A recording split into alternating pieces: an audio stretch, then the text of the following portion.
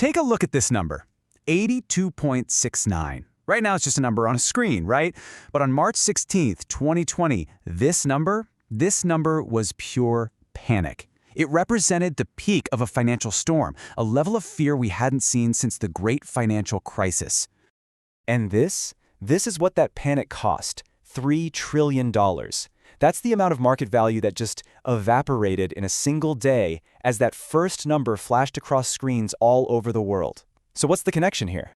Well, they are both tied to one of the most powerful and honestly one of the most misunderstood signals in all of finance, the CBOE Volatility Index. You probably know it as the VIX. People love to call it the market's fear gauge, but you know what? It is so much more than that. And today, we're going to decode it.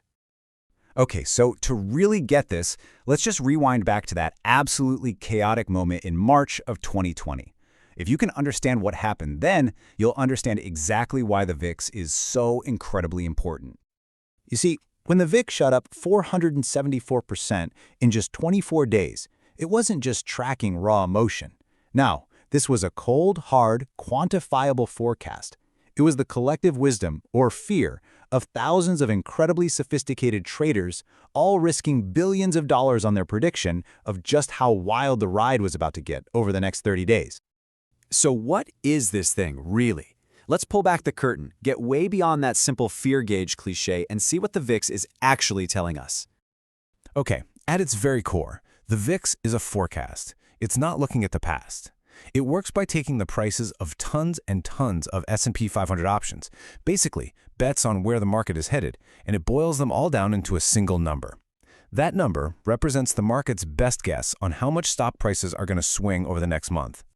And this right here is its superpower. Think about it. Almost every other market indicator you look at is like driving while staring in the rearview mirror. It tells you what has happened. The VIX is one of the very few that looks forward, through the windshield. It tells us what the market expects to happen. That's a huge difference. All right, so now that we know what it is, how do we actually read the thing? What do all these numbers mean for you and me in the real world? You can think about it with this pretty simple framework. When the VIX is below 12, the market's getting lazy, complacent, maybe even a little too confident for its own good. Between 12 and 20, that's kind of the normal sweet spot, a healthy respect for risk. But once the VIX starts creeping above 20, well, we are officially in a state of heightened fear. The seatbelt sign is on. And then you have the extremes. A VIX over 40? That's not just fear. That's a 5-alarm fire. It's a signal of genuine crisis conditions, a level of raw panic that, historically, has only ever shown up during major market shocks, like the one we saw back in 2020. Okay, this brings us to a really core idea. This is something that separates the pros from the amateurs. The VIX has this secret property, something that makes it completely different from any stock you could ever own. It's a concept called mean reversion. Here's what that means. A stock, at least in theory, can go up forever. But volatility? It can't. Extreme panic is always temporary.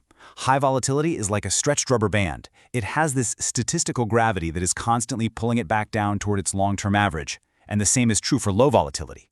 It always eventually snaps back. And you can see this in action during pretty much every major crisis of the last couple decades, from the 2008 financial meltdown to the COVID crash in 2020. And in each case, even if we imagine some future shock like a hypothetical tariff crisis in 2025, you'd expect to see the VIX spike like crazy before, you guessed it, inevitably falling back toward its average.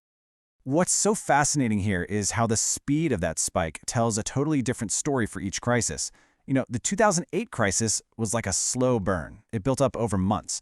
But the COVID crash, that was like a lightning strike, unbelievably fast and violent. Each crisis has its own unique volatility signature. So, how do we actually use this knowledge? This is the most important part, right? Let's talk about how to avoid the common traps that can and do cost investors millions of dollars. This is the big one. This is the question that trips up so many people. They think, hey, if the VIX spikes when the market crashes, can I just buy it and hold it as a permanent insurance policy for my portfolio? The answer to that is a giant, flashing, definitive no. You see, you can't actually invest in the VIX itself. The products that try to track it, like the very popular VXX, are built for short-term trading. Their inner workings cause them to constantly lose value over time. They are designed to erode, which makes them absolutely disastrous as long-term holdings.